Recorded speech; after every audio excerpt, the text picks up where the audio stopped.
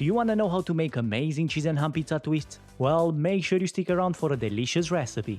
On this channel we release a simple homemade recipe every single Friday, so for more content like this, make sure you subscribe. In a large bowl, start sifting 500 grams of strong white flour. This process will ensure that we get rid of any impurities that might be into the flour, plus it helps aerating the flour, which will give to our dough a really nice consistency. From these 500 grams of sifted flour, remove about 4 tablespoons and add them into a separate bowl. And what I'm doing here, I'm activating the yeast.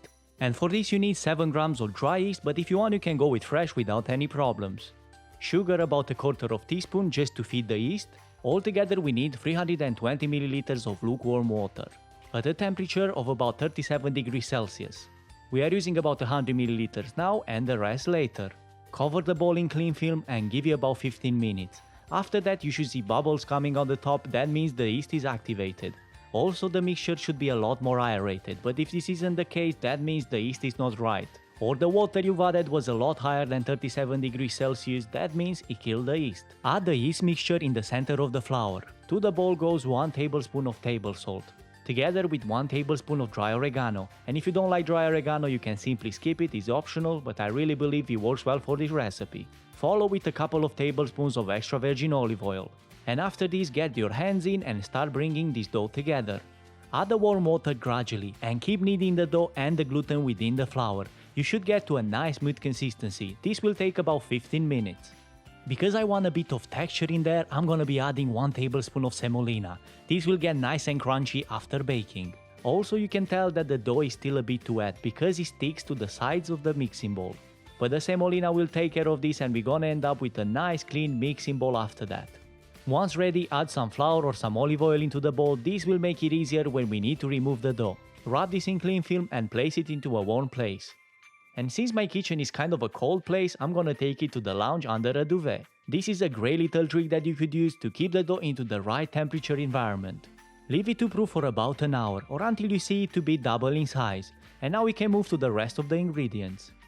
When it comes to cheese, you can definitely use your preferred one, but I found that the combination between smoked and regular works the best. So here I've got some regular cheddar and some smoked Scaramuza.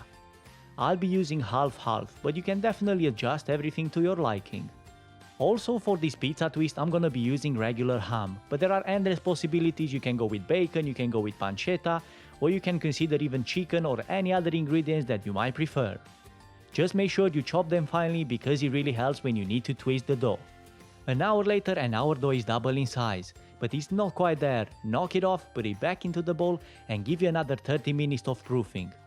This will ensure that you get the best pizza twist ever, so make sure you don't skip this step.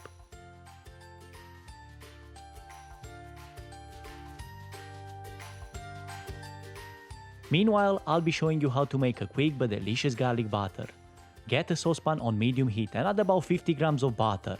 Once the foamy butter turns into a nice golden brown color, you can add the garlic.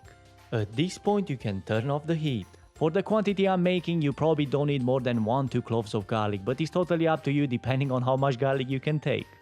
Pass it through a sieve and set it aside. We're gonna get back to it shortly. Before we get back to the dough, turn your oven at 200 degrees Celsius or about 400 Fahrenheit. And because I don't want to make too much mess, I'm gonna be adding a silicone mat as a rolling surface. The dough looks good, it's double in size again, just what we need.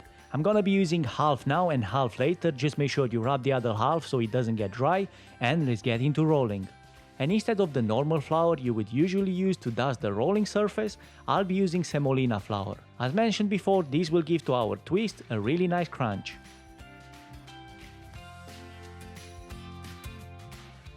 First, stretch the dough using your hands. After that, get the rolling pin in action. You should get to a thickness of about 3 to 5 millimeters.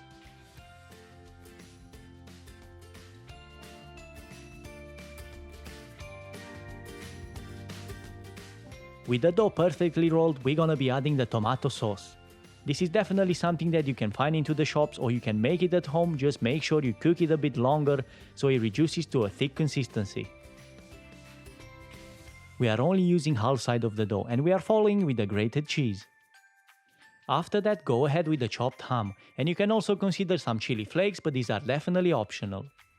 Once all your ingredients are on, whichever the ingredients you have decided to add on the dough, Fold the half empty side dough over the one with the ingredients. And try to seal the edges as good as you can. Now get the rolling pin in action and flatten the surface slightly.